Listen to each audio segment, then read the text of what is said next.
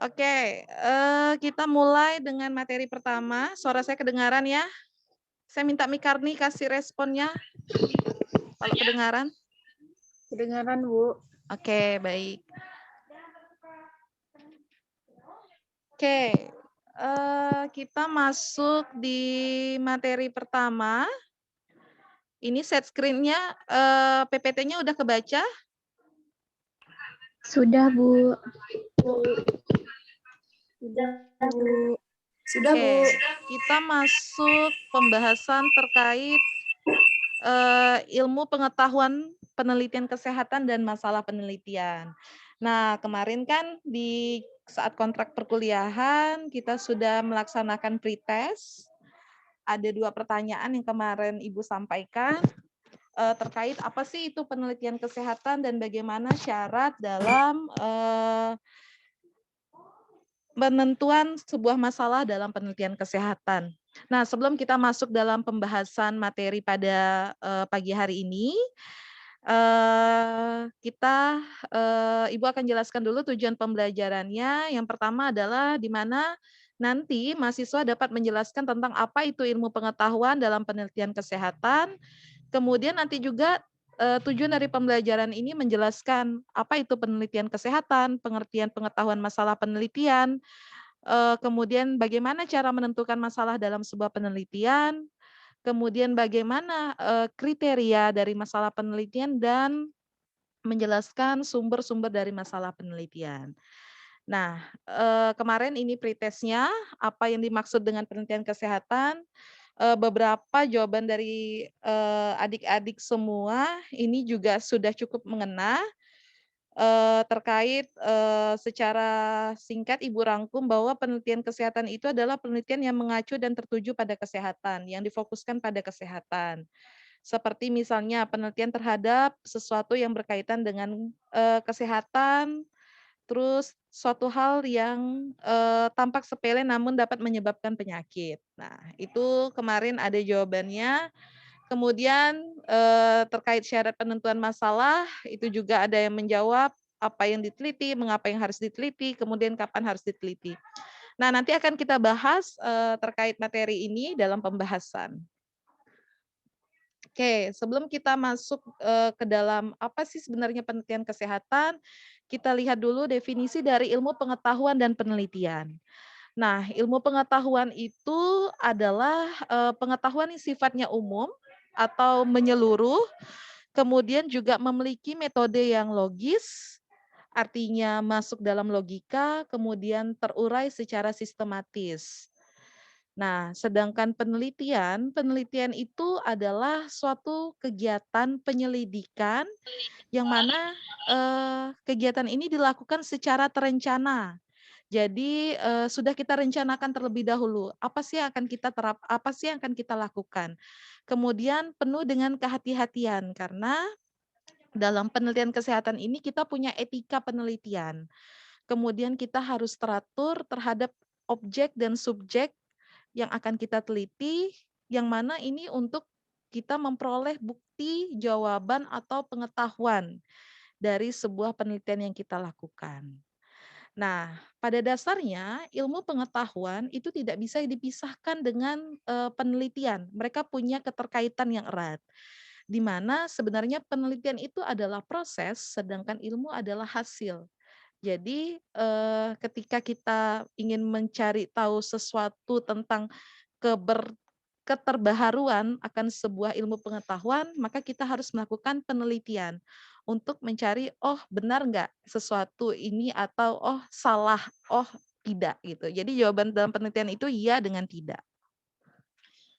Nah, dalam melaksanakan suatu penelitian itu sebaiknya dilakukan dengan cara yang ilmiah. Nah, cara yang ilmiah itu seperti apa? Yaitu cara yang benar sesuai dengan fakta di lapangan, serta fakta yang empiris, objektif, dan logis. Jadi ketika nanti kalian membuat penelitian sebagai syarat untuk tugas akhir dalam pendidikan ini, kalian harus membuat penelitian itu sesuai dengan benar, sesuai dengan data yang ada di lapangan. Nah, kebanyakan mahasiswa itu biasanya adalah menciptakan masalah. Tetapi sebenarnya kita itu sudah ada masalah, sudah ada temuan masalah, kemudian kita mau meneliti, mencari solusi dari masalah tersebut. Jadi itu bisa dipisahkan ya. Jadi jangan sampai kalian menciptakan sebuah masalah. Oke. Nah, kita masuk dalam definisi dari penelitian kesehatan. Nah, penelitian kesehatan itu apa sih? Nah, ini pengertian dari penelitian kesehatan. Bahwa penelitian kesehatan itu adalah penelitian yang diaplikasikan di dalam bidang kesehatan. Karena itu permasalahan yang dapat diangkat dalam bidang kesehatan itu, bersumber dari aplikasi dan teori-teori kesehatan. Jadi penelitian kesehatan itu fokusnya adalah tentang masalah kesehatan. Nah, kalau dalam, kebidanan, kita fokusnya bisa ke kesehatan ibu dan anak. Jadi banyak, bisa masalah kehamilan, bisa masalah persalinan, bisa masalah nifas, kemudian bayi baru lahir, gizi anak, gizi balita, gizi remaja, bahkan sampai ke masalah lansia. Karena, ruang lingkupnya kesehatan itu besar. Jadi dari fetus sampai ke lansia, siklus daur hidup. Jadi kita bisa mengkaji apa sih misalnya masalah tentang, kehamilan, anemia pada ibu hamil, atau preeklamsi, misalnya, masalah pada, bayi baru lahir, misalnya BBLR, berat badan lahir rendah, atau misalnya masalah pada remaja, pernikahan dini dan sebagainya. Nah, itu masalah-masalah yang bisa kita jadikan sebagai penelitian kita.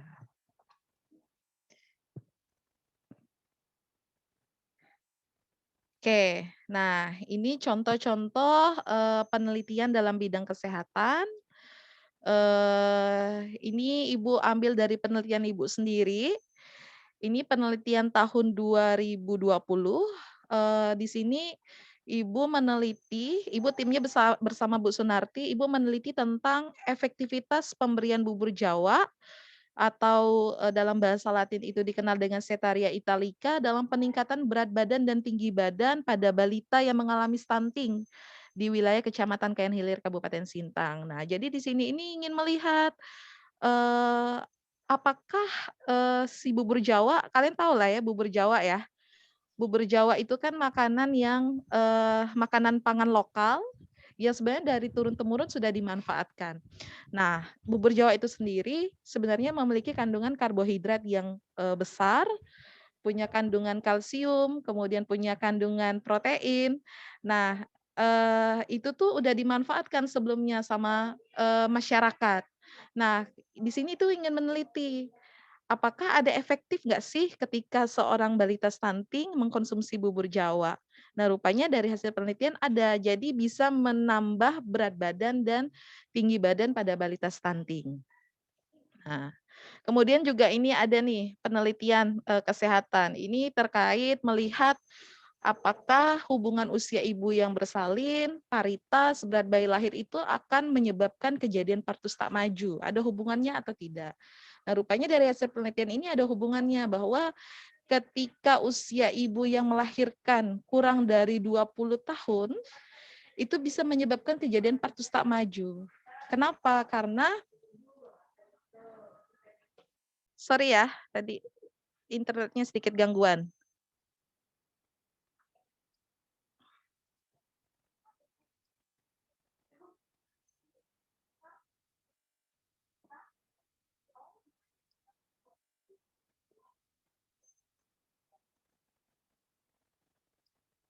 Oke, kita lanjutkan ya. Jadi, di sini, di penelitian yang kedua itu terkait hubungan usia ibu bersalin, paritas, dan berat bayi lahir dengan kejadian partus tak maju. Nah, di sini ingin melihat, bahwa tadi kejadian partus tak maju itu punya kaitannya dengan, usia ibu bersalin. Usia ibu bersalin yang kurang dari 20 tahun, itu kita tahu bahwa organ reproduksinya sebenarnya belum berfungsi secara maksimal. Nah, biasanya masalahnya adalah panggul yang sempit, sehingga itu menyebabkan kejadian partus tak maju. Kemudian berat bayi lahir yang lebih dari 4.000 gram, itu juga bisa menyebabkan kejadian partus tak maju, menyebabkan distosia pada bahu. Oke. Nah, selanjutnya kita akan bahas terkait batasan penelitian kesehatan. Nah, dalam batasan penelitian kesehatan, ini kita bisa lihat sendiri bahwa penelitian kesehatan ini dilakukan dalam rangka untuk mengatasi dan memecahkan masalah-masalah yang ada di bidang kesehatan dengan berbagai pengaruh dan dampak yang ditimbulkannya. Nah, di mana dalam penelitian kesehatan ini memiliki dua sasaran, yaitu yang pertama untuk memecahkan masalah kesehatan individu yang sedang mengalami masalah kesehatan atau yang sedang sakit. Kemudian batasan yang kedua adalah berorientasi pada kesehatan kelompok atau masyarakat yang sehat supaya dapat mempertahankan dan memelihara kesehatannya agar tetap sehat. Jadi batasannya ini ada dua ya. Jadi yang pertama yaitu untuk memecahkan masalah kesehatan individu yang sedang mengalami masalah kesehatan, dan yang kedua adalah untuk kelompok masyarakat yang sehat ini bagaimana sih mempertahankan dan memelihara kesehatannya agar tetap sehat. Jadi upaya-upaya apa yang dilakukan. Oke, misalnya contohnya gini, yang kedua ini, berorientasi pada kesehatan kelompok. Jadi misalnya di sana kita ingin mencari upaya untuk mencegah perilaku merokok. Nah, kita tahu sendiri kalau merokok itu kan bisa menyebabkan masalah pada kesehatan, gangguan pada kesehatan. Jadi kita cari nih, kita teliti apa sih upaya yang bisa mengurangi tingkat masyarakat yang suka merokok. Misalnya kita libatkan peran keluarga, kita libatkan peran tenaga kesehatan untuk terus melakukan penyuluhan agar masyarakat ini sadar bahwa merokok itu bisa menyebabkan gangguan pada masalah kesehatannya.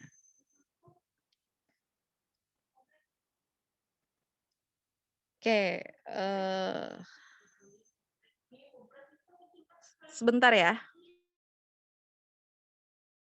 Iya, Bu.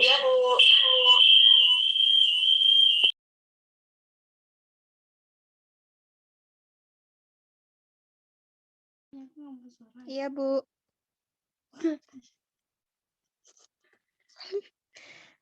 Aku nggak mau bersuara dong. Kali.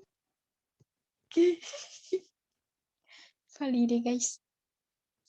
Suara aku kedengaran. Diam, Ren. Cepal. Enggak. Ngomong bersuara. Maka aku gabung friend. Buka pali deh. Nggak bercelana lagi.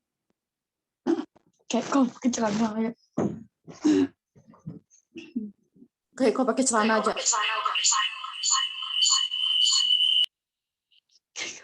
Pas kelihatan.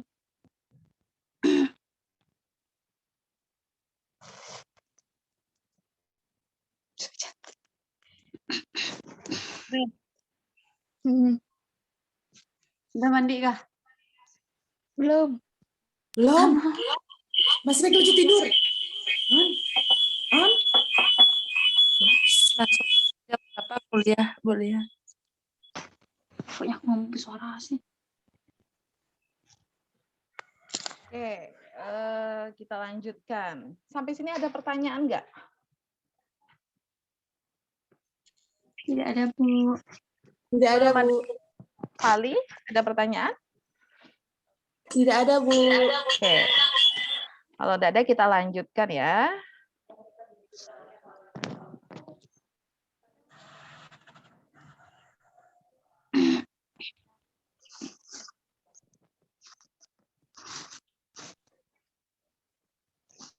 Oke.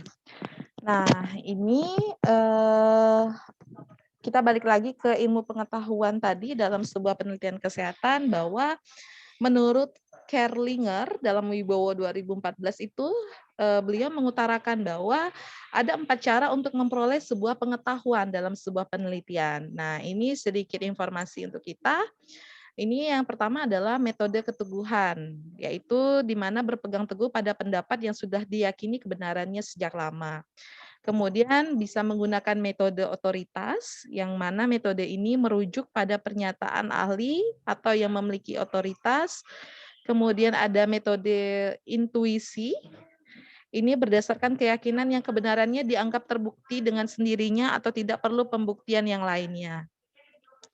Kemudian juga ada metode ilmiah. Nah, metode ilmiah ini yaitu berdasarkan kaidah keilmuan sehingga walaupun dilakukan oleh orang yang berbeda-beda namun dapat menghasilkan sebuah kesimpulan yang sama. Nah, biasanya dalam sebuah penelitian itu kita lebih banyak menggunakan metode ilmiah dalam penelitian kesehatan. Jadi sudah ada kaidah ilmu-ilmu, kita dasar-dasar teorinya yang kita gunakan. Walaupun misalnya berbeda-beda, namun dapat menghasilkan suatu kesimpulan yang sama. Nah, dalam penelitian juga kita ada, ini, pedoman menggunakan peneliti-peneliti sebelumnya yang mempunyai, karakteristik, judul, atau pembahasan penelitian yang kurang lebih sama isinya.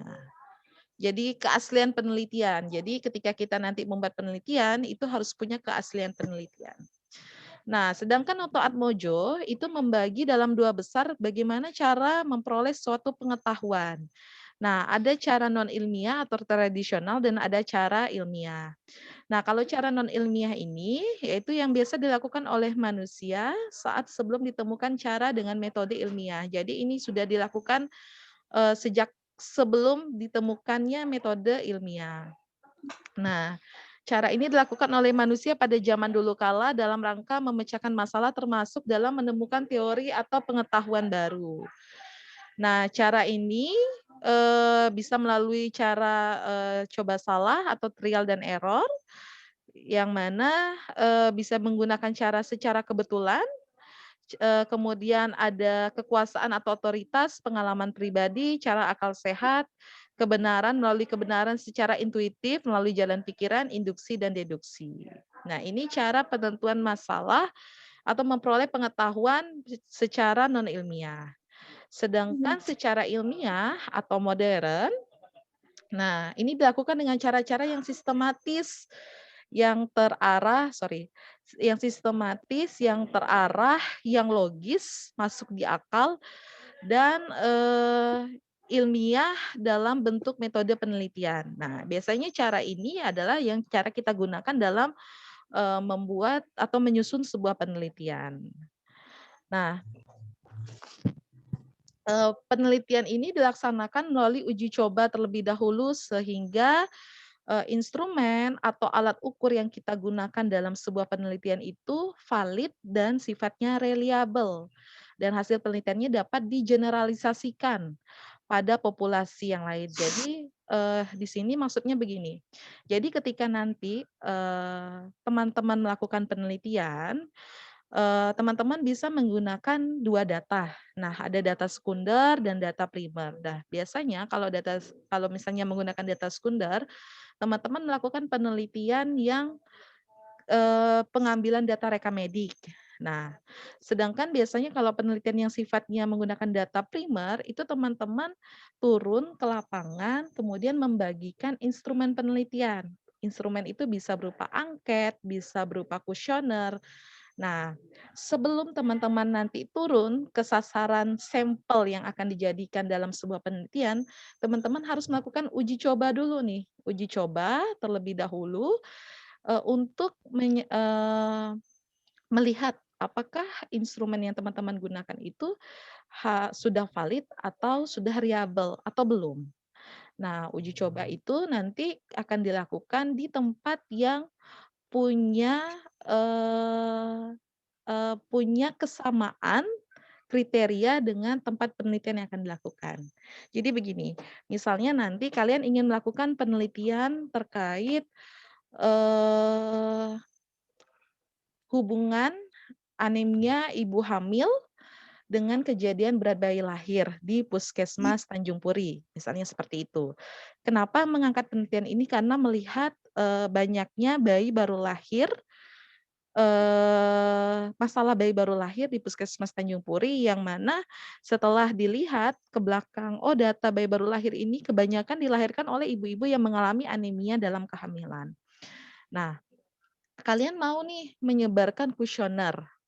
Nah, kalian penelitiannya di Puskesmas Tanjung Puri. Otomatis ketika kalian ingin mengajukan validitas atau rehabilitas, kalian harus melakukan di Puskesmas Sungai Durian atau di Puskesmas Darajuanti yang mempunyai karakteristik yang sama dengan Puskesmas Tanjung Puri. Nah, kurang lebihnya seperti itu. Terus selanjutnya cara ilmiah atau modern pada poin ketiga adalah kebenaran atau pengetahuan yang diperoleh betul-betul yang dapat dipertanggungjawabkan karena telah melalui serangkaian proses ilmiah. Jadi penelitian yang kita lakukan itu harus bisa kita pertanggungjawabkan. Datanya benar, sampelnya benar, kemudian instrumen yang kita gunakan benar, dan hasilnya juga benar. Artinya bisa dipertanggungjawabkan.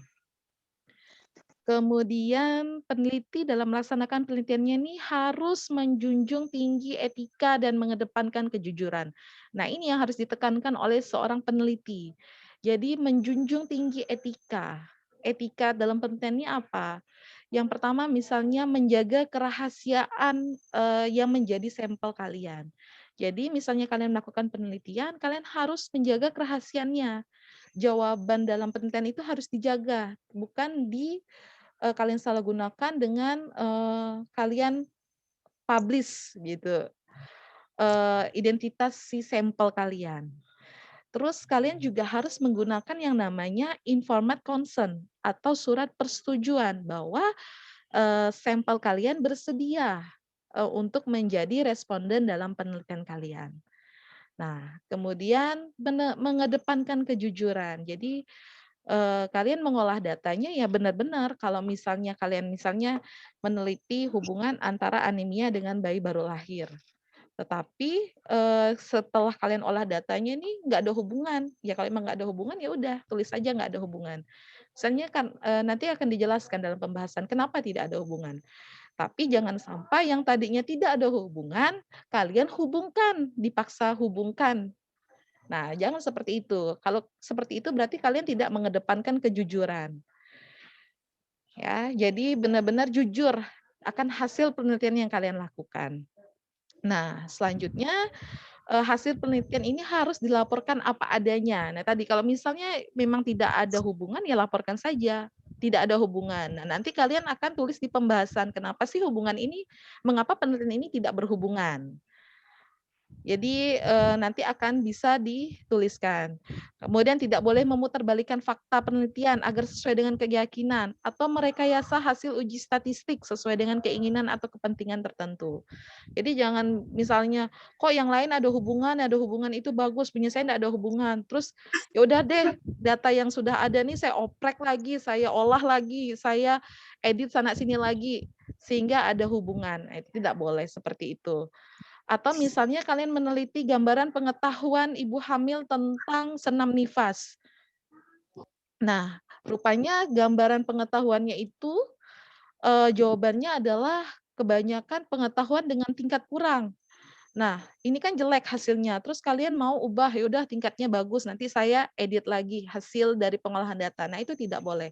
Artinya di situ kalian sudah memutarbalikkan fakta penelitian, sudah merekayasa hasil uji statistik. Nah, itu tidak boleh dilakukan oleh seorang peneliti. Jadi ketika akan membuat penelitian, apapun hasilnya itu, karena harus bersifat tadi mengedepankan kejujuran. Ya. Oke, sampai di sini ada yang ingin ditanyakan? Nggak ada, kita lanjut. Oke, nah ini secara garis besar terdapat 6 tingkatan dalam sebuah pengetahuan. Ini menurut Nota Atmojo. Nah, ada 6 tingkatan. Yang pertama adalah tahu. Apa sih itu tahu? Dalam tahu ini atau know, ini di mana pengetahuan dimiliki baru sebatas berupa mengingat kembali apa yang telah dipelajari sebelumnya. Sehingga tingkatan pengetahuan pada tahap ini merupakan tingkatan yang paling rendah. Nah, kemampuan pengetahuan pada tingkatan ini adalah seperti dia, hanya bisa menguraikan, menyebutkan, mendefinisikan, dan menyatakan. Misalnya menyebutkan pengertian BBLR. Nah, itu tahu bahwa BBLR adalah berat badan lahir rendah. Eee, nah, itu mendefinisikan apa sih BBLR, atau dia mendefinisikan apa itu BBL, bayi baru lahir. Nah, itu, dia baru sampai di, tingkatan tahu. Nah, contoh tahapan ini antara lain menyebutkan definisi apa sih itu pengetahuan, kemudian menyebutkan definisi suatu penyakit atau menguraikan tanda dan gejala penyakit. Nah, ini, tingkatan yang, pertama, tingkatan yang tahu. Kemudian tingkatan yang kedua itu adalah memahami atau comprehension. Nah, di sini tingkatannya lebih sedikit tinggi, di tingkatan yang kedua, di mana pengetahuan yang dimiliki pada tahap ini dapat diartikan sebagai suatu kemampuan menjelaskan tentang objek. Jadi di sini dia sudah mampu menjelaskan. Kalau tadi di tahu itu menyebutkan definisi, nah di sini dia sudah lebih, tingkatannya menjelaskan tentang objek atau sesuatu yang benar. Nah, seseorang yang telah paham tentang pelajaran atau materi yang telah diberikan dapat menjelaskan atau menyimpulkan, dan dia dapat menginterpretasikan objek atau sesuatu yang telah dipelajari. Nah, misalnya dia, dapat menjelaskan tentang, pentingnya konsumsi tablet FE untuk bisa mencegah anemia dalam kehamilan. Nah, ini dia kalau tadi misalnya dia, menyebutkan, definisi BBLR, definisi BBL gitu. Di sini dia lebih sudah bisa menjelaskan, oh bahwa tablet FE itu, sangat penting dikonsumsi. Karena ketika tablet FE dikonsumsi itu bisa meningkatkan hemoglobin dalam darah, sehingga ketika hemoglobin itu kadarnya baik, nilainya baik dalam batas yang normal, itu bisa mencegah anemia dalam kehamilan. Nah, kalau misalnya seorang ibu mengalami anemia dalam kehamilan karena kekurangan tablet FE, salah satu dampaknya adalah bisa menyebabkan BBLR. Kemudian dampak yang kedua bisa menyebabkan perdarahan. Nah, jadi dia kalau sudah bisa menjelaskan seperti itu, dia sudah pada tahap kedua yang lebih tinggi dari tahu, dia sudah pada tahap memahami. Oke, selanjutnya ada tahap yang ketiga, yang namanya aplikasi atau application. Nah, dalam tahap yang ketiga ini dia lebih sedikit tinggi lagi dari tahap yang kedua tadi yang memahami. Nah, di mana dalam tahap yang, aplikasi ini, pengetahuan yang dimiliki pada tahap ini yaitu dia, eee, dapat mengaplikasikan atau menerapkan materi yang telah dipelajarinya pada situasi kondisi nyata atau sebenarnya. Misalnya dia melakukan konsumsi tablet FE, di mana, aplikasi ini bahwa dia bukan hanya tahu, memahami apa sih fungsi tablet FE yang diminum oleh ibu selama masa kehamilan, tetapi dia juga mengkonsumsi tablet FE itu diminum 1 kali per hari setiap malam, selama minimal 90 hari masa kehamilan tanpa dia menggunakan air teh. Nah, kenapa? Karena air teh dapat menghambat penyerapan dari, tablet FE itu sendiri. Jadi dia sudah mengaplikasikan, menerapkan, dan melakukan hal tersebut di dalam, kehidupan sehari-harinya. Nah, itu sudah tahap yang sedikit lebih tinggi lagi dari tahap, tahu, memahami. Yang tahap ketiga adalah tahap aplikasi. Kemudian ada tahap keempat, analisis.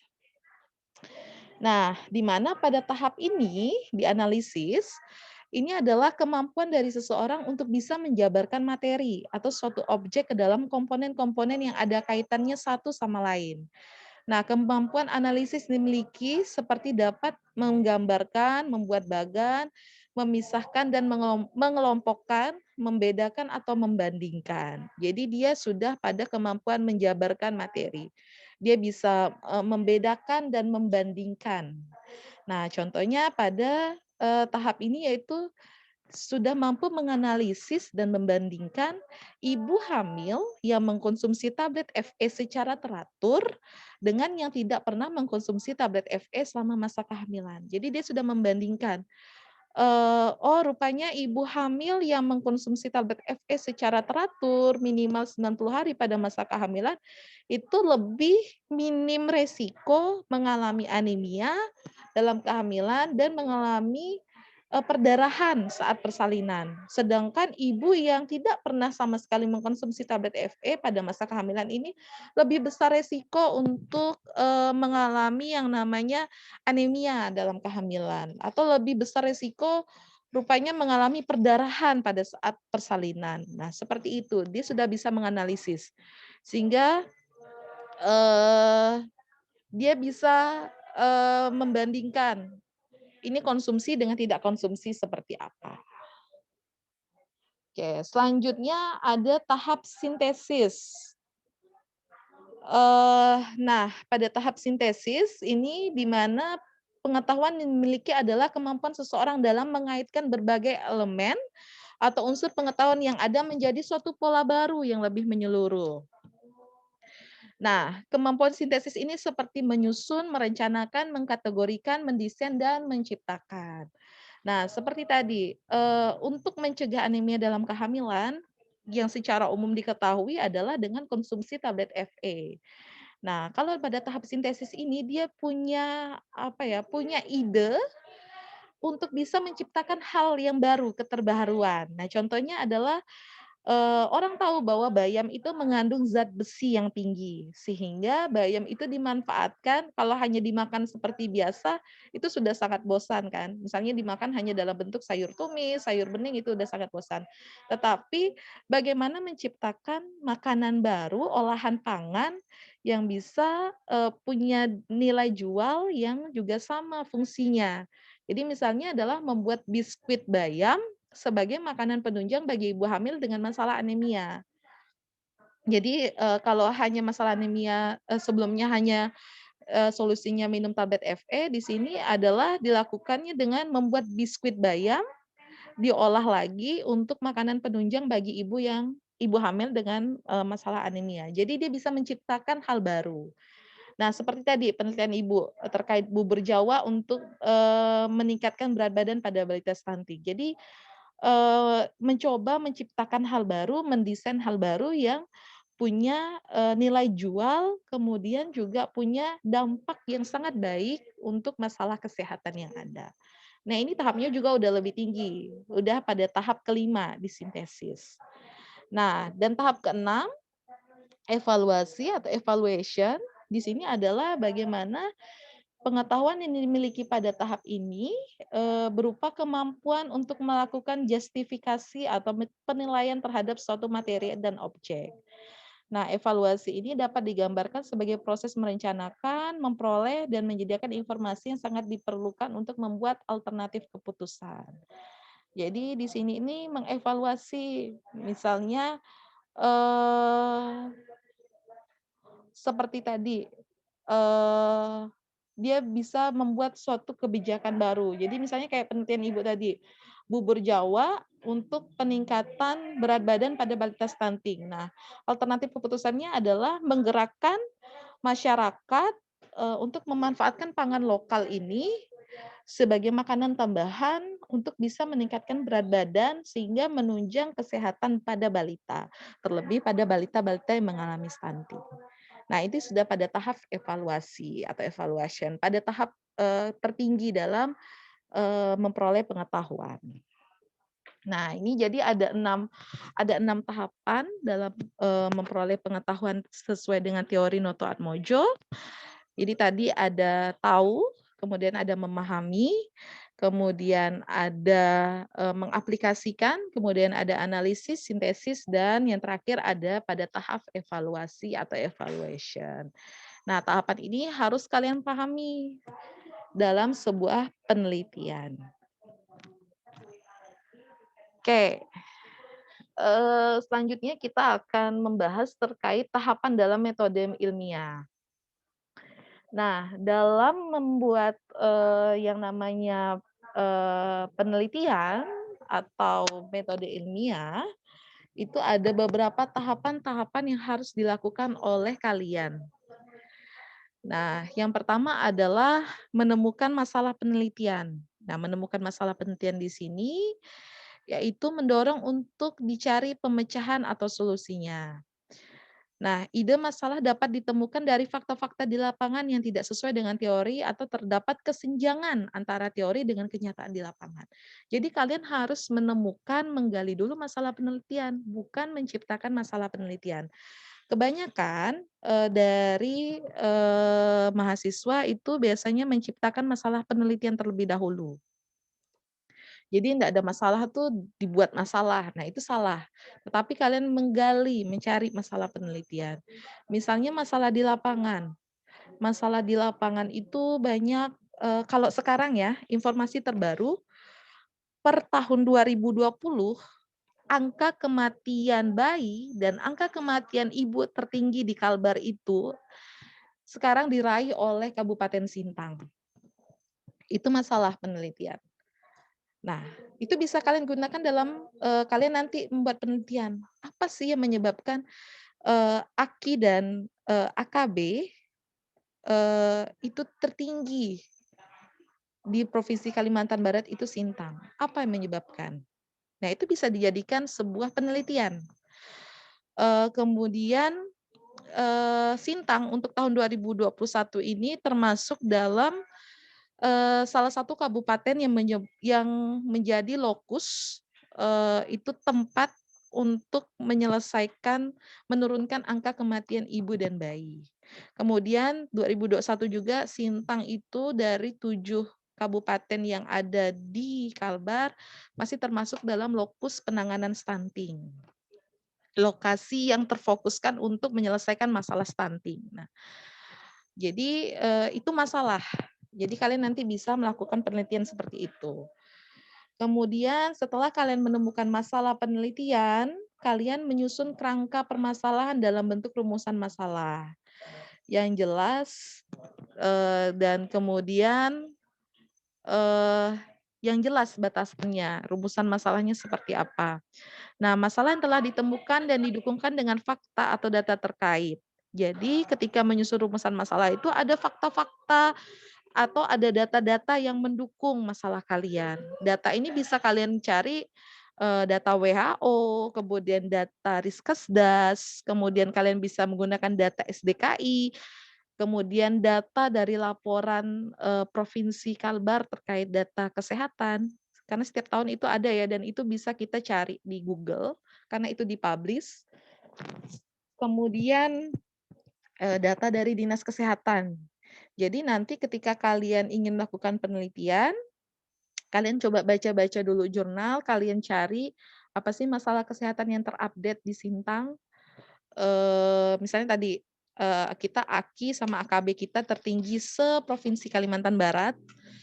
Kemudian penyebab dari angka kematian ibu itu penyebabnya adalah perdarahan dan hipertensi, itu yang tertinggi. Kemudian penyebab yang kedua adalah masalah anemia dalam ibu, anemia dalam kehamilan. Kemudian pada kasus angka kematian bayi yang tertinggi itu disebabkan oleh masalah BBLR. Nah, itu menjadi temuan-temuan dari masalah. Kan BBLR banyak tuh penyebabnya, bisa aja anemia dalam kehamilan, bisa kekurangan energi kronik, kemudian masalahnya bisa karena pernikahan dini. Nah, itu bisa menjadi masalah-masalah yang kalian bisa lakukan penelitiannya.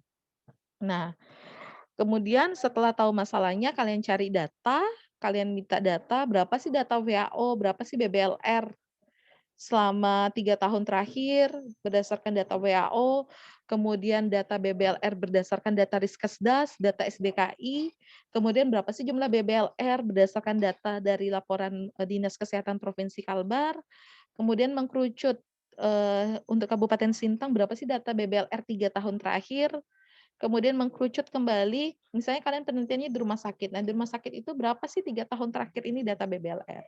Nah, berdasarkan fakta data yang ada inilah untuk kalian merumuskan masalah kalian.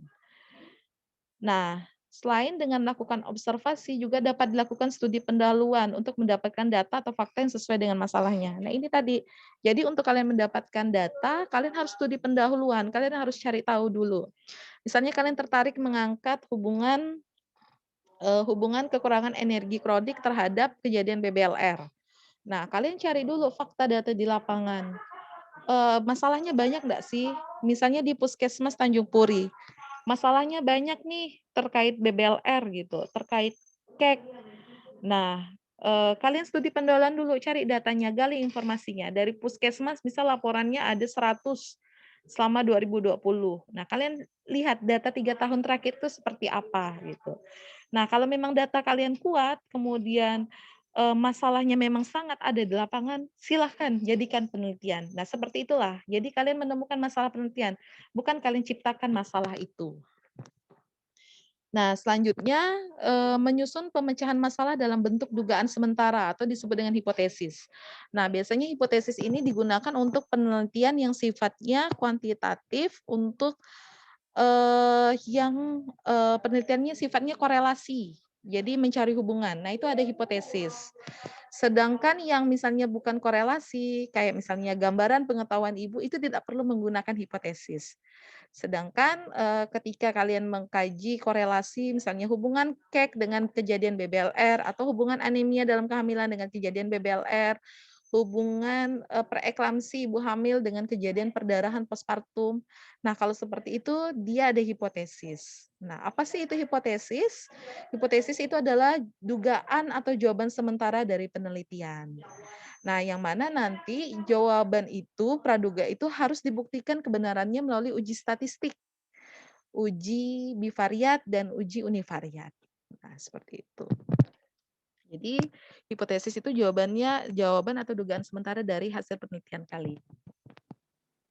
Biasanya kalau misalnya judulnya hubungan anemia dalam kehamilan dengan kejadian BBLR, hipotesisnya itu ada dua. Yang pertama adalah ada hubungan antara anemia dengan kejadian BBLR, atau yang kedua hipotesisnya adalah tidak ada hubungan antara anemia dengan kejadian BBLR. Nah, itu contoh hipotesis.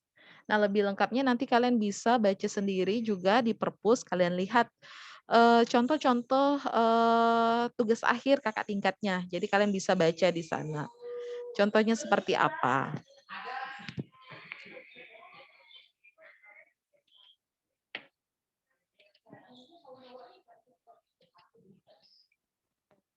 Kita lanjutkan lagi. Setelah kita membuat hipotesis, kita bisa melakukan hipotesis yang telah kita ajukan. Nah, hasilnya tadi ada dua kemungkinan dalam hipotesis itu, yaitu apakah jawaban kita, hasil penelitian kita itu diterima atau ditolak. Nah, kalau diterima artinya bahwa ada hubungan dalam penelitian kalian. Sedangkan kalau ditolak berarti tidak ada hubungan. Nah, seperti itu. Kemudian setelah kita melakukan pengujian terhadap hipotesis, kita merumuskan pemecahan masalah berdasarkan hasil hipotesis. Nah, pemecahan masalahnya seperti apa? Pengolahan data, analisa datanya seperti apa? Kita rumuskan dalam metode penelitian kita.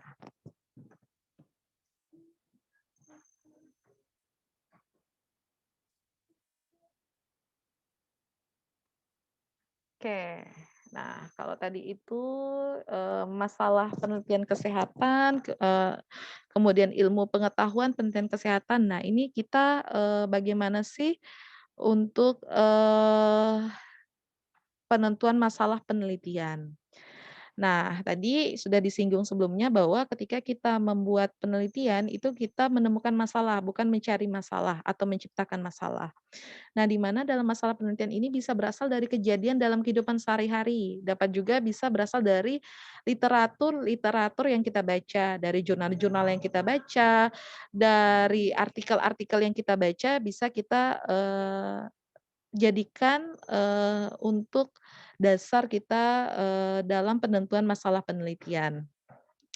Nah, dalam penentuan masalah penelitian ini, penelitian itu masalah itu perlu dihayati oleh si peneliti itu sendiri. Jadi kalau kalian tidak menguasai terkait masalah penelitian juga kalian nanti akan rancu. Kalian akan bingung arahnya seperti apa. Jadi benar-benar ketika nanti kalian ingin membuat penelitian, kalian ingin benar-benar tahu masalahnya seperti apa. Kemudian kalian juga sebagai peneliti itu harus tertarik perhatiannya terhadap masalah yang akan kalian teliti. Harus ada rasa perlu untuk mengetahui jawaban atau solusi dalam permasalahan dihadapi. Jadi jangan memaksakan penelitian kalian gitu. Jadi benar-benar kalian menguasailah setidaknya kalau kalian misalnya gini, buat kalian punya masalah, punya judul, kalian benar-benar paling tidak 50% kalian kuasailah tentang masalah penelitian kalian itu. Nah, judul penelitian itu harus menggambarkan permasalahan yang diteliti. Jadi misalnya tadi hubungan anemia dalam kehamilan terhadap kejadian BBLR di Rumah Sakit Ade Muhammad Jun tahun 2021. Atau hubungan pengetahuan, kemudian sikap ibu, dukungan suami, peran tenaga kesehatan terhadap, kejadian, pencegahan kejadian anemia pada ibu hamil. Nah, seperti itu. Jadi kalian tahu permasalahannya kalian gambarkan dalam judul penelitian. Nah, jadi dalam, yang harus diketahui oleh peneliti itu harus memenuhi 4 hal.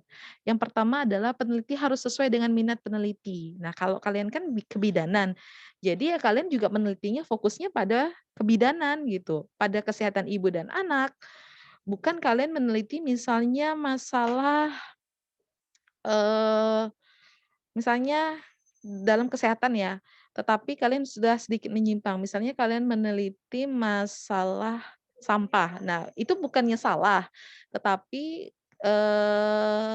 itu sudah ke Kesling gitu. Nah, coba cari yang fokusnya nih kebidanan. Kan banyak banyak banget masalah kebidanan yang bisa kalian angkat sebagai, masalah dalam penelitian. Misalnya ada masalah ruptur perineum, retensio plasenta, manual plasenta, kemudian masalah plasenta previa, hipertensi dalam kehamilan, diabetes mellitus dalam kehamilan, atau diabetes gestasional. Terus banyak lagi masalah-masalah yang bisa kalian kaji, atau senam ibu hamil, pijat bayi, kemudian, masalah strategi coping dalam pengurangan kecemasan dan tingkatan nyeri pada ibu pada masa persalinan. Nah, itu bisa kalian jadikan, sebagai suatu masalah dalam penelitian. Nah, kemudian hal yang harus diketahui oleh peneliti adalah penelitian itu dapat dilaksanakan. Jangan sampai kalian mencari masalah penelitian, rupanya penelitian itu tidak bisa dilaksanakan. Nah, terlebih sekarang kan dalam masa kondisi pandemi Covid. Nah, jadi ketika kita nggak tahu ya Covid ini kapan berakhir, walaupun kita sudah ada vaksin sampai saat ini ya, walaupun kita belum dapat vaksin ya. Tapi, kalian pastikan ketika nanti kalian mau meneliti, karena kalian kan tahun depan ya, mudah-mudahan kita sudah lebih tidak seperti inilah kondisinya. Nah, pastikan penelitian ini bisa dilaksanakan. Jangan sampai misalnya kalian sasarannya adalah ibu hamil dengan kek, misalnya. Penelitian kalian temanya seperti itu. Tetapi rupanya di lapangan ibu hamil dengan kek itu kurang sampelnya, nggak ada gitu. Jadi kalian tidak bisa melaksanakan penelitian itu, jangan sampai seperti itu. Atau misalnya, lokasi untuk penelitian itu jauh, tidak sulit untuk dijangkau. Nah, itu juga menghambat proses dari penelitian kalian. Nah, kemudian tersedianya faktor pendukung dalam penelitian. Nah, faktor pendukung ini adalah salah satunya tidak dapat dipungkiri adalah dana. Jadi ketika kalian nanti ingin melakukan penelitian, pastikan kalian punya dana yang cukup mendukung dalam penelitian. Nah, dana ini fungsinya untuk apa? Dana ini fungsinya satu, untuk kalian transportasi, setidaknya pergi ke lokasi penelitian. Kedua, dana ini untuk memperbanyak kuesioner penelitian. Masa kalian fotokopi nggak pakai uang, kan kayak gitu. Paling nggak kalian memfotokopi, kuesioner, memperbanyak kuesioner. Nah, ini diperlukan dana. Kemudian, untuk makan minum kalian lah selama kalian melakukan penelitian. Kemudian, biasanya Ini sih sebenarnya tidak diwajibkan. Cuman, biasanya, kalau di daerah Jawa, itu tuh kita ada ucapan terima kasih, ucapan terima kasih kepada responden yang bersedia menjadi, responden kita, sampel dalam penelitian kita. Nah, ya ucapan terima kasih itu ya dibalikan atas dasar kemampuan, si peneliti itu sendiri. Misalnya kalau pengalaman Ibu dulu ketika Ibu, menyusun tesis, membuat penelitian itu ya Ibu memberikan ucapan terima kasih. Jadi kita kasih souvenir, handuk kecil gitu, yang murah meriah tetapi, bermanfaat. Terus, pengalaman Ibu, Ibu berikan centong nasi, karena saat itu sampel Ibu adalah ibu-ibu yang, pekerja buruh perempuan. Nah, jadi itu kan bermanfaat, punya punya manfaat, tetapi ya murah meriah. Nah itu, jadi sebagai ucapan terima kasih kita, reward kita lah kepada sampel responden kita yang sudah bersedia, waktunya untuk menjadi responden dalam penelitian kita, menjadi sampel dalam penelitian kita, kemudian, sudi untuk menjawab pertanyaan dari penelitian kita. Nah, itu sih. Tapi itu sifatnya tidak dipaksakan. Nah, itu sukarela, tapi ya pandai-pandai kita lah, balik ke kitanya lagi. Kan juga kita ada etika tadi dalam sebuah penelitian. Nah, kemudian 4 hal yang harus dipenuhi, yang keempatnya adalah hasil bermanfaat. Jadi dia bermanfaat untuk meningkatkan kualitas kesehatan yang lebih baik. Kalau penelitian itu ya penelitian kesehatan. Jadi, bukan tidak bermanfaat, tetapi dia memang punya manfaat lebih baik ke depannya. Nah, di sini masalah penelitian ini adalah hal pokok dalam penelitian, di mana perumusan masalah penelitian ini dibuat dalam bentuk pertanyaan yang jawabannya ingin diperoleh melalui penelitian. Nah, hal-hal yang biasanya dipertanyakan itu, di mana belum terjawab dalam khasanah ilmu pengetahuan lainnya, kemudian menarik keinginan tahuan, jawaban akan bermanfaat baik untuk keperluan praktis maupun keperluan ilmu pengetahuan. Nah, ini asal masalah dari penelitian, di mana setiap penelitian itu harus didasarkan masalah, apakah yang disebut dengan masalah penelitian tadi sudah ya, masalah itu kesulitan yang harus dihadapi yang memerlukan penyelesaian dan pemecahan. Biasanya sulit membedakan mana yang masalah dan mana yang fenomena. Nah, ini contoh-contohnya, kalau orang sakit kanker, bahwa sakit kanker itu bukan masalah, melainkan sebuah kejadian, peristiwa, atau fenomena. Yang menjadi masalah adalah apa sih obat yang untuk bisa mengatasi masalah kanker. Misalnya apakah, makan daging itu bisa menyebabkan penyakit kanker atau tidak. Jadi setiap masalah itu tidak harus diteliti, tetapi ada prioritas dari sebuah masalah. Nah, ini kriteria permasalahan, di mana masalah terjadi apabila terjadi kesenjangan antara yang seharusnya terjadi dengan apa yang terjadi.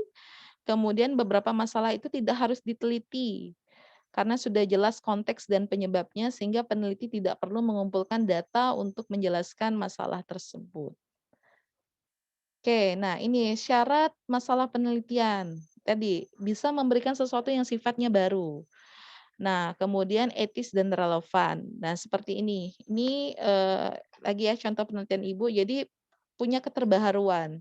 Rupanya kalau dulu kayak kita konsumsi bubur Jawa, ya konsumsi-konsumsi aja, tapi kita rupanya kenyang ya. Rupanya setelah diteliti, kandungan dalam bubur Jawa itu punya kandungan karbohidrat yang tinggi, punya kalsium, protein, yang baik, sehingga itu memang bermanfaat.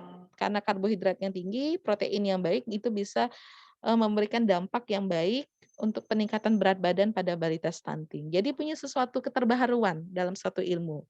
Kemudian relevan, secara logika itu nyambung. Nah, itu seperti itu. Nah, pentingnya masalah dalam penelitian ini yaitu suatu penelitian berangkat dari permasalahan yang ada. Sekali lagi Ibu tekankan bahwa penelitian itu berangkat dari sebuah permasalahan, bukan menciptakan masalah. Kemudian adanya masalah merupakan dasar untuk dilaksanakan penelitian. Pentingnya permasalahan biasanya dituangkan dalam latar belakang penelitian. Nah, ini diceritakan berdasarkan data WHO, Riskesdas, SDKI, data Provinsi Kalbar, data rumah sakit, data kabupaten bahwa Nah itu, ceritakan di latar belakang, apa yang menjadi tema dalam penelitian kalian. Terus pentingnya permasalahan biasanya dituangkan dalam latar belakang penelitian, kemudian masalah yang menyebabkan dilakukan penelitian itu disebut dalam masalah penelitian. Nah, ini kriterianya merumuskan sebuah masalah, di mana masalah dirumuskan dengan ringkas, akurat, dan memungkinkan penjelasan atau pengujian secara empiris. Terus dia harus berbentuk kalimat tanya, misalnya apakah ada hubungan antara status kepegawaian dokter di puskesmas dengan kinerjanya? Atau apakah ada hubungan antara anemia ibu hamil dengan BBLR? Apakah ada hubungan antara kejadian kekurangan energi kronis pada ibu dengan kejadian perdarahan postpartum? Nah itu rumusan masalah, jadi ada pertanyaan. Kemudian walaupun masalah yang diteliti itu bersifat kompleks, rumusan masalah harus sedemikian jelas sehingga tidak ditafsirkan secara berbeda-beda. Kemudian pada hakikatnya masalah penelitian kesehatan itu adalah segala bentuk pertanyaan yang perlu dicari jawabannya atau segala bentuk rintangan atau hambatan atau kesulitan yang muncul pada bidang kesehatan, kedokteran yang mana harus dipecahkan. Kemudian masalah banyak dan kompleks dan bahkan tidak terbatas. Nah, ini pemilihan masalah penelitian. Yang pertama adalah satu, masalah itu masih baru, masih up to date. Misalnya sekarang angka kematian ibu dan angka kematian bayi di Sintang ini tertinggi. Nah, itu update. Cari tahu apa sih penyebabnya, faktor determinannya seperti apa. Kemudian masalah itu aktual. Kemudian praktis, memadai, sesuai dengan kemampuan peneliti. Jadi jangan dipaksakan. Kalau kalian kira-kira tidak mampu, penelitiannya jangan memaksakan. Misalnya kalian penelitian kan ada 2, ada yang kualitatif dan kuantitatif. Nah, kuantitatif itu bersifat angka. Biasanya itu di program diploma 3 atau sarjana strata 1 itu kita pakainya kuantitatif. Nah, biasanya kualitatif itu dia tingkatannya lebih tinggi, dia menganalisa, kemudian menyimpulkan. Nah, biasanya itu tingkatannya lebih berat dari kuantitatif. Nah, kalau misalnya kalian, memaksakan, "Oh, saya mau kualitatif, Bu, saya enggak mau kuantitatif." Kalau kalian enggak kuat, jangan juga dipaksakan. Tetapi kalau kalian punya dasar ilmu yang mampu, nanti kita akan ini ya, terkait jenis penelitian ada kuantitatif, kualitatif kita akan bahas di pembahasan, selanjutnya, di pertemuan selanjutnya. Tetapi kalau kalian misalnya maksakan, "Bu, saya mau yang kualitatif aja, Bu, kayaknya ini lebih menantang," tetapi kalian enggak punya kemampuan, nah itu juga nggak bisa jalan penelitiannya. Nah, selanjutnya sesuai dengan kebijakan pemerintah, sesuai dengan, pemerintah punya kebijakan yang mendukung penelitian kalian. Kemudian ada yang mendukung. Nah, ada yang mendukung ini misalnya dari lokasi penelitian kalian mendukung, mengizinkan kalian melakukan penelitian, kemudian, secara, eee dari pribadi kalian mendukung, kemampuan berpikirnya mendukung, kemudian dari dosen pembimbingnya mendukung, dana kalian juga mendukung, sok monggo lanjutkan penelitiannya. Nah, ini tadi penelitian itu harus sesuai dengan minat, minatnya agar tumbuh motivasi yang kuat dalam melakukan penelitian. Kemudian, untuk menjamin karena ketika minat kalian baik, maka menjaminkan hasil penelitian yang baik. Kemudian, penelitian ini tidak terhenti di tengah jalan, jadi harus selesai sampai akhir. Jadi tidak berhenti di tengah jalan begitu saja. Nah, kalau misalnya peneliti itu berminat dengan penelitian yang dilakukan, dengan tekun dan berusaha keras, tidak putus asa, sehingga penelitian itu juga bisa terselesaikan dengan baik. Nah, ini kriteria dalam penentuan masalah. Kalian cari bidang masalah dan topik yang menarik, ini otomatis kalian adalah bidangnya bidang kesehatan. Kalian cari topik-topik yang menarik, kemudian signifikan secara teoritis dan praktis, kemudian dapat diuji pengumpulan dan analisa datanya, kemudian sesuai dengan waktu dan biaya yang tersedia. Nah, ingat bahwa penelitian kalian juga punya batasan waktu.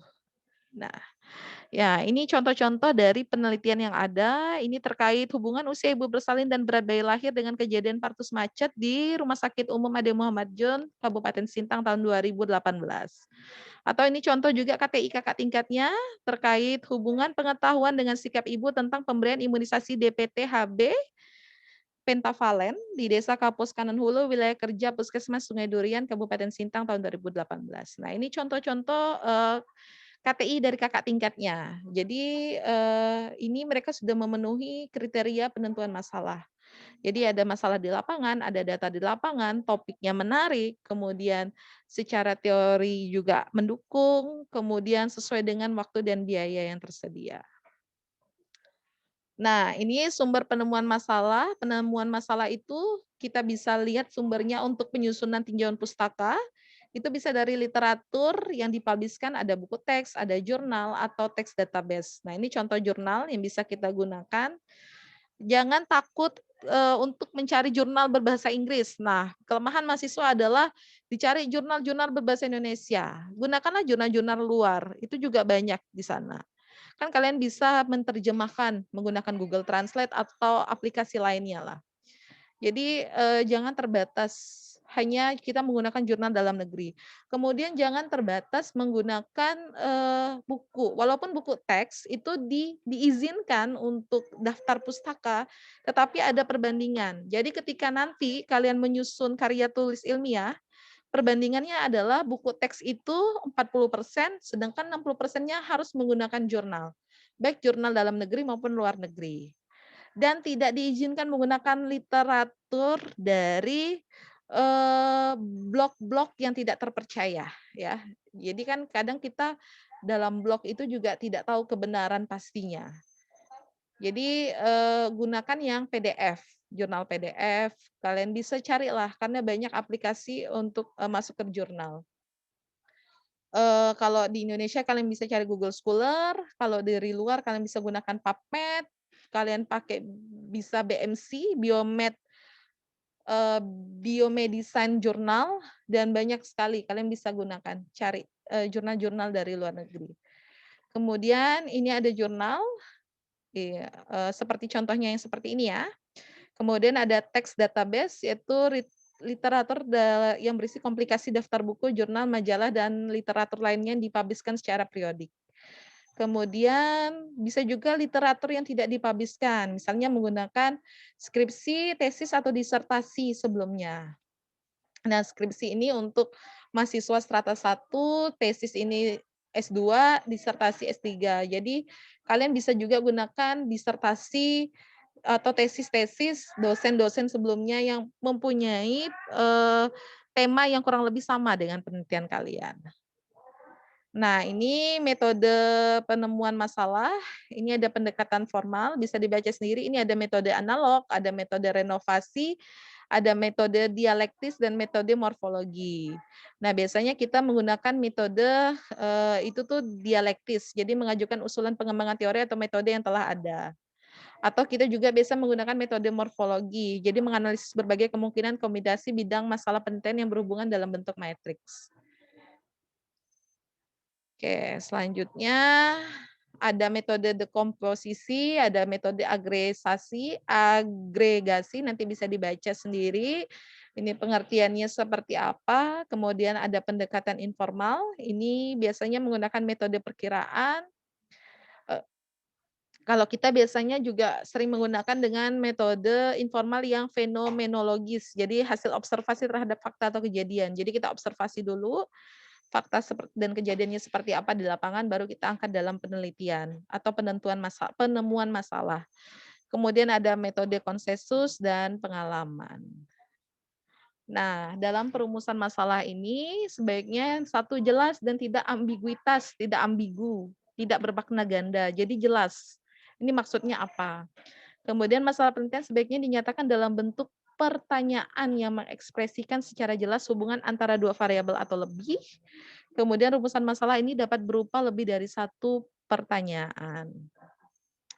Nah, biasanya ini kesalahan-kesalahan yang secara umum dilakukan dalam penemuan masalah penelitian. Di sini misalnya peneliti mengumpulkan data tanpa rencana atau tujuan penelitian yang jelas. Kemudian peneliti merumuskan masalah sesuai dengan data yang dimilikinya saja, tanpa mengkombinasikan data-data yang ada. Jadi tadi data-data dalam penelitian itu harus ada data-data yang WHO, data Riskesdas, SDKI, data Dinkes, dan data lainnya. Jadi harus dikombinasikan. Perumusan masalah selalu umum sehingga sulit menginterpretasikan dan menyimpulkan. Jadi masalah umum tuh dikerucutkan lagi, fokusnya seperti apa. Kemudian penemuan masalah tanpa menelaah lebih dulu hasil penelitian sebelumnya. Nah tadi, makanya dalam penelitian itu kalian harus ada keaslian penelitian. Jadi kalian cari dulu penelitian-penelitian yang sudah dilakukan sebelumnya yang mempunyai kurang lebih tema yang sama dengan penelitian kalian. Kemudian pemilihan masalah yang hasilnya kurang memberikan kontribusi terhadap pengembangan teori atau pemecahan masalah. Jadi tidak ada kebermanfaatan atau keterbaharuan dalam sebuah ilmu. Nah, itu biasanya adalah kesalahan umum yang dilakukan. Jadi sekali lagi ditekankan punya keterbaharuan dalam sebuah ilmu untuk penelitian. Nah, contohnya seperti ini, kalian bisa lihat. Nah, di sini ini ngomong nih data secara global, menurut data WHO tahun 2020, itu ada sebanyak 150,8 juta balita yang mengalami stunting. Nah, ini datanya, di mana tahun 2018 itu 21,9%, kemudian turun di 2019 itu 21,3%. Nah, ini ada datanya, ini data WHO, di mana di sini Asia nih yang terbesar, ada 54% yang mengalami anemia, mengalami stunting. Nah, gimana sih data Indonesia? Data Indonesia itu menurut SSGBI atau eee, ha stat hasil studi status gizi balita mengatakan bahwa balita stunting pada tahun 2013 itu sebanyak 37,2%. Kemudian turun di tahun 2018 itu 30,8%. Kemudian turun lagi di 2019 sebanyak 27,67%. Kemudian kita ngomong lagi, gimana sih, tadi kita udah ngomong berdasarkan, data dunia WHO.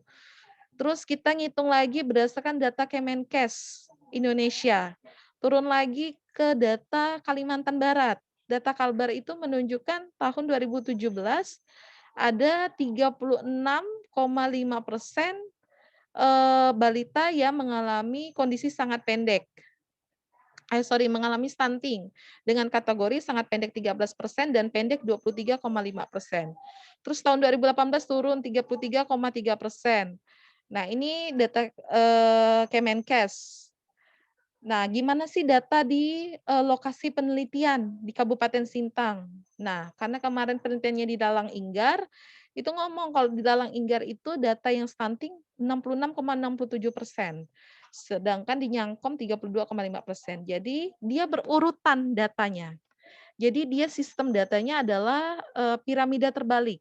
Dari yang besar dulu, kita ngomongin WHO, kemudian itu data dunia, kita ngomongin, kecilkan, kerucutkan ke bawah, itu di data Indonesia, terus kalian cari lagi data Kalimantan Barat karena penelitian kalian di Kalbar, kemudian kalian cari lagi, fokusnya di mana nih Kalbarnya, oh di Sintang, data Sintang itu seperti apa sih? Nah, ini pakai data Dinkes Kabupaten Sintang. Kemudian fokuskan lagi di lokasi penelitian kalian. Misalnya kalau penelitian Ibu kemarin tuh di Lalang Inggar. Nah, ini data Lalang Inggar berapa sih kasus stunting? Nah, atau misalnya kalian di rumah sakit, berapa sih kasus di rumah sakit? Jadi datanya mengkerucut. Nah, itu harus seperti itu, datanya tertulis dalam latar belakang. Kalau kalian tidak mengungkapkan data itu, kalian potong, misalnya hanya data lokasi penelitian kalian saja tanpa tahu data dunianya seperti apa, tanpa tahu data dalam skop, negara Indonesia seperti apa, itu salah. Tetapi piramida terbalik ini tadi, dari WHO, dari Kemenkes, data Indonesianya seperti apa, kemudian turun lagi data Kalbar itu seperti apa, kemudian data Kabupaten Sintang itu seperti apa, kemudian dikerucutkan lagi data di lokasi penelitiannya seperti apa. Nah, tadi itu yang Ibu bilang, sebutkan sebelumnya, keaslian penelitian. Nah, penelitian ini sebenarnya telah dilakukan oleh Tirajo pada tahun 2015, dia tentang pemanfaatan jejawut atau Setaria italica untuk, bahan pakan pengganti jagung. Jadi, kalian punya penelitian sebelumnya juga yang mendukung penelitian kalian. Nah, ini faktor-faktor yang harus dipertimbangkan ketika kalian memilih masalah. Kemampuan dari akademis oleh calon peneliti, jadi kemampuan kalian secara akademis, kalian sudah dibekalkan ilmu metodologi penelitiannya seperti apa, kalian mampu punya teori yang baik, itu, jadi harus didukung oleh itu. Kemudian sekali lagi tadi Ibu bilang finansial, ini tidak mungkin kalian, memperbanyak kuesioner, tidak menggunakan dana, tidak mungkin kalian saat penelitian tidak makan dan minum, tidak punya uang untuk transportasi ke lokasi penelitian, jadi kemampuan finansial juga harus dilihat. Kemudian fisik, kalian dalam keadaan sehat, adanya data, data bisa kalian akses, baik itu WHO, Kemenkes, Riskesdas, SDKI, atau data Kalbar, data Dinkes, adanya data yang mendukung. Kemudian masalah itu menarik bagi kalian, menarik bagi masyarakat, kemudian adanya sumber daftar pustaka berupa buku teks, adanya bacaan, kemudian ada waktu untuk kalian melakukan penelitian, adanya dosen pembimbing untuk membantu kalian membimbing, dan adanya urutan atau ranking dari sebuah masalah penelitian. Nah, faktor ini yang harus kalian punya untuk membuat pemilihan masalah penelitian. Oke, nah ini penelitian dapat dilaksanakan, maka tadi harus mempunyai kemampuan untuk meneliti, ada teori dan metode, mempunyai waktu yang cukup sampai kalian selesai melaksanakan penelitian, terus mempunyai tenaga dalam melaksanakan penelitian, dan mempunyai dana yang cukup. Sekali lagi ditekankan dana yang cukup. Ya. Oke, selanjutnya. Nah, ini langkah-langkah dalam penyusunan penelitian. Jadi langkah-langkah yang pertama adalah kalian harus memilih bidang permasalahan dalam penelitian kalian. Ini bidangnya bidang kesehatan pasti. Nah, nanti kerucutkan bidang kesehatan ini masalah apa? Apakah pada ibu hamil, ibu bersalin, ibu nifas, atau pada masalah bayi baru lahir, pada masalah balita, masalah remaja, lansia, dan sebagainya. Jadi kalian fokuskan. Kemudian kalian lakukan studi pendahuluan, kalian observasi, cari data di lapangan seperti apa. Kalian nanti di sini studi pendahuluan kalian, kalau judulnya sudah ACC dari dosen pembimbing, kalian studi pendahuluan ini, kalian membuat surat, masukkan surat ke BAK, tahu ya runtutannya. Untuk membuat surat untuk kalian studi pendahuluan, kemudian kalau sudah dapat data, rumuskan masalah dalam penelitian, kemudian merumuskan apa sih tujuan penelitian. Tujuannya ada dua, ada tujuan umum dan tujuan khusus. Kemudian kalian merumuskan anggapan dasar, kemudian rumuskan hipotesis. Ini biasanya di penelitian korelasi ada hipotesis, kemudian metode penelitian, kalian tentukan metodenya apa. Apakah metodenya menggunakan data primer, berarti metodenya kalian membagikan kuesioner. Kalau misalnya kalian data sekunder, kalian ngambil data rekamedik. Terus memilih variabel-variabel dalam penelitian, mana variabel independen, mana variabel dependen, nanti kita akan bahas di pembahasan selanjutnya yang ini.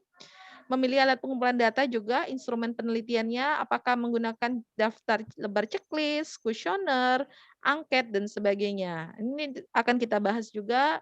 Terus mengumpulkan data, jadi dari data-data yang ada kalian kumpulkan, kemudian dianalisis, apakah analisis menggunakan analisis univariat, atau menggunakan analisis bivariat, atau bahkan multivariat.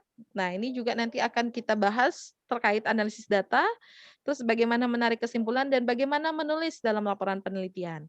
Nah, seperti kemarin yang kita sudah Ibu sampaikan dalam kontrak perkuliahan bahwa di output sebelum UTS ini, semester ini sebelum UTS, kalian bisa membuat proposal penelitian.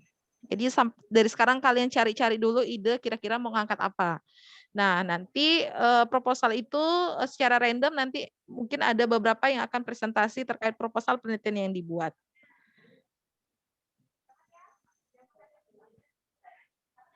Oke, selanjutnya ini slide-nya. Oke, sampai di sini ada yang ingin ditanyakan dari pembahasan kita pada hari ini?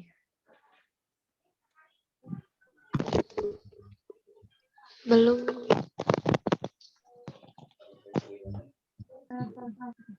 Oke, ada yang ingin ditanyakan? Saya, Bu. Ya, Vila. Gini Bu, masalah penelitian ini segala Suaranya macam. kurang besar. Baik Bu, masalah penelitian ini kan kemarin waktu saya di Sanggau itu ada dengan metode itu di Sanggau itu tempat saya dinas itu persalinan dengan seperti yang sedang viral itu persalinan dengan tiup-tiup ya Bu ya.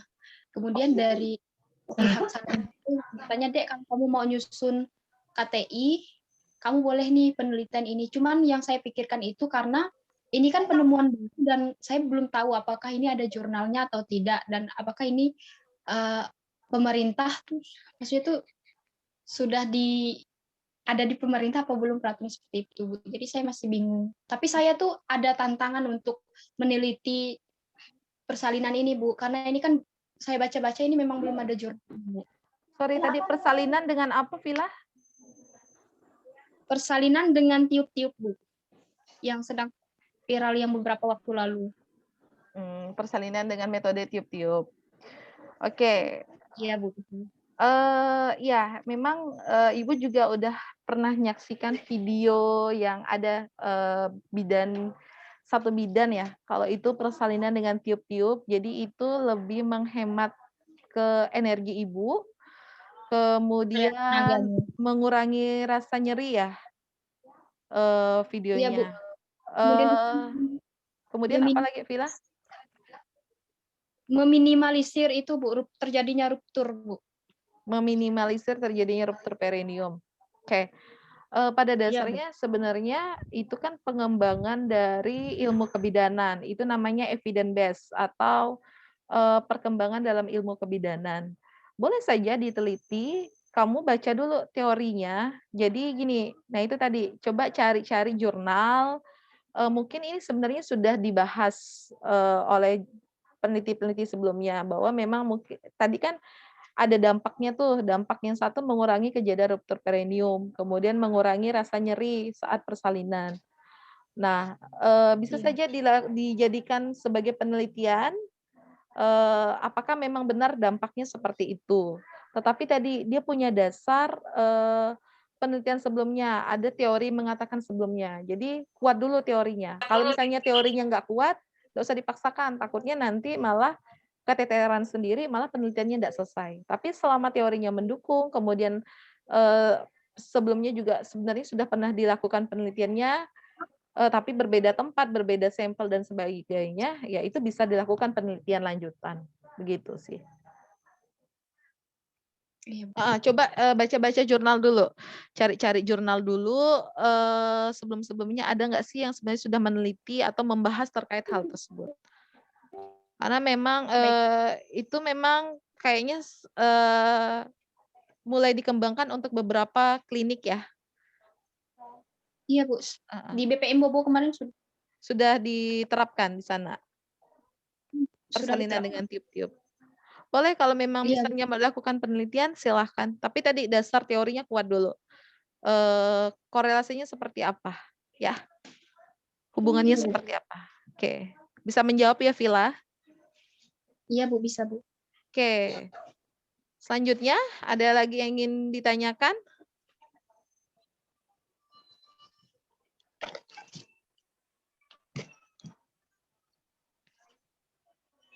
Kalau enggak ada Ibu yang nanya nih. Hari ini tanggal berapa ya? 3 Bu, 3 Maret.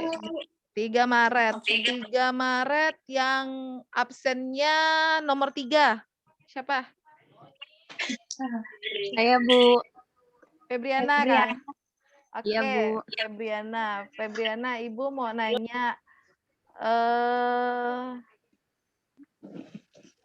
Ini kok yang nongol si Rahel, Rachel, si Vali. Rachel.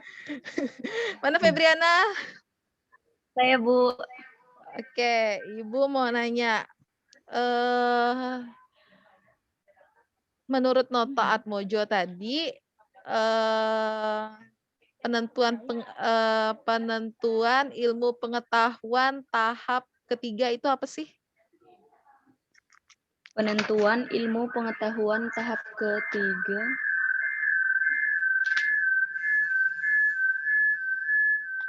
Sebentar, Bu.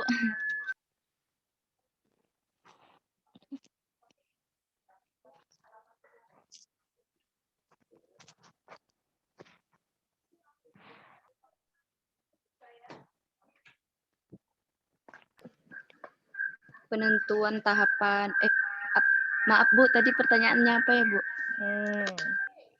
Apa tadi?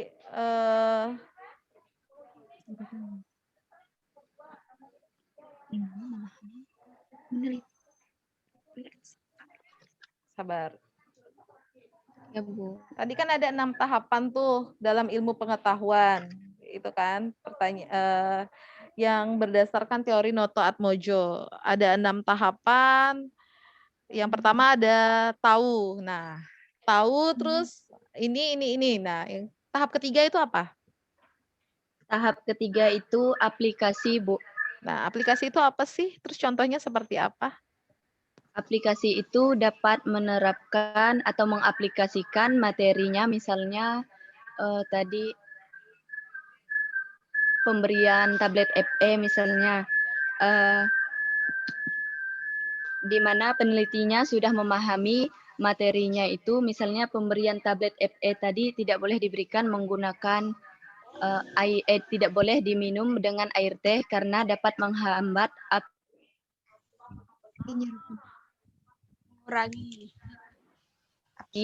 si peneliti benar-benar menerapkan teori atau materi yang sudah ada, Bu. Oke. Benar nggak jawabannya nih Lola? Betul, Bu. Oke. Selanjutnya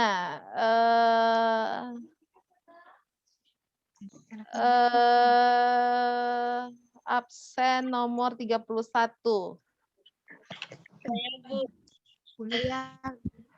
Oke. Tahapan keempat apa? Analisis, Bu. Nah, itu apa analisis itu? Contohnya seperti apa? Analisis itu kemampuan menjabarkan materinya, seperti dia bisa membedakan dan membandingkannya. Contohnya seperti apa? Contohnya, seperti pemberian tablet FE pada ibu hamil tadi, Bu. Jadi? Dia bisa membandingkannya, misalnya ibu hamil yang mengkonsumsi tablet FE selama kehamilan dengan ibu yang tidak mengkonsumsi tablet FE selama kehamilan. Oke. Benar ya jawabannya ya? Bu. Oke. Selanjutnya. Sabar, kemarin Ibu ada kuis. Oke. Absen nomor 23. Absen nomor 23. Sabar ya, Ibu lagi ngajar. Nanti tunggu di luar aja. Oke, absen nomor 23. Siapa absen 23? 23, Siska Puji Hastuti. Nah, Siska. Oke. Saya kira Ibu. Oke, Siska jelaskan apa itu penelitian kesehatan? Kalau menurut saya kemarin penelitian kesehatan adalah di mana kita melakukan suatu penelitian untuk memperoleh data yang akan kita teliti tersebut di bidang kesehatan, Bu. Kalau tadi yang udah Ibu jelaskan, apa itu penelitian kesehatan? Penelitian kesehatan adalah untuk memperoleh. Apa Siska? Ya, Bu. Apa tadi penelitian kesehatan adalah?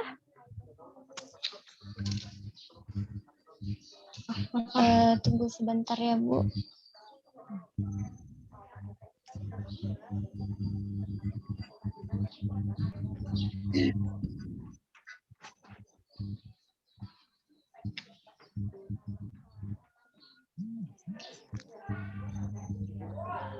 Apa?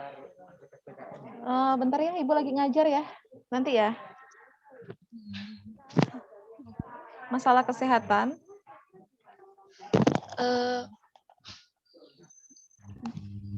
Penelitian kesehatan adalah di mana kita yang Ibu sharekan di PPT tadi ya, Bu. Iya, apa itu? Adalah suatu kegiatan penyelidikan yang dilakukan secara terencana, penuh kehati-hatian dan teratur terhadap suatu objek atau subjek tertentu untuk memperoleh bukti, jawaban, dan pengetahuan. Oke, benar nggak jawabannya? Leonarda Tika, gimana jawaban Siska? Benar? Benar, Bu. Benar, oke. Oke, selanjutnya sampai sini ada yang ingin ditanyakan?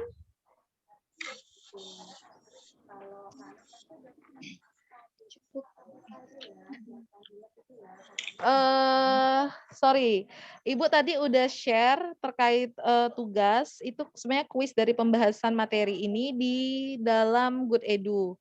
Nah, kan tadi kalian nggak bisa download materi ya, jadi kuisnya mohon dikerjakan. Nanti kalau misalnya materinya belum bisa di-download di dalam ruang Good Edu-nya, Ibu akan share materinya di grup WA kalian dulu. Jadi nanti kerjakan tugasnya. Ya, tolong diisi karena waktunya Ibu buka sampai jam 11.30. Ya, silakan untuk mengerjakan tugasnya di dalam ruang Good Edu. Mungkin kalau memang tidak ada pertanyaan, Ibu akhiri perkuliahan kita hari ini. Sekali lagi terima kasih sudah mengikuti perkuliahan hari ini. Nanti untuk perkuliahan selanjutnya akan Ibu sampaikan di dalam grup WA-nya. Oke, tetap jaga kesehatannya semua. Kemudian tetap patuhi protokol kesehatannya. Jangan lengah, tetap jaga kesehatannya. Yang mau ketemu sama Ibu si Deska, boleh ketemu sama Ibu untuk konsul hari ini ya. Deska mana Deska? Deska? Ya, Bu. Deska satu kamera kah sama Tari? Tidak, Bu. Mana Deska? Tari Deska nggak ada kan nih? Ada, Bu. Ada, Bu. Ada, Bu. Oke, ya Ibu tunggu ya Deska ya. Baik, Bu. Oke, sekian pertemuan kita hari ini. Ibu akhiri. Terima kasih telah bergabung dalam ruang Zoom meeting. Terima kasih untuk kebersamaannya. Ibu tutup. Selamat siang, salam sejahtera untuk semuanya. Selamat siang. Oke, silakan tinggalkan ruang Zoom meetingnya. Baik.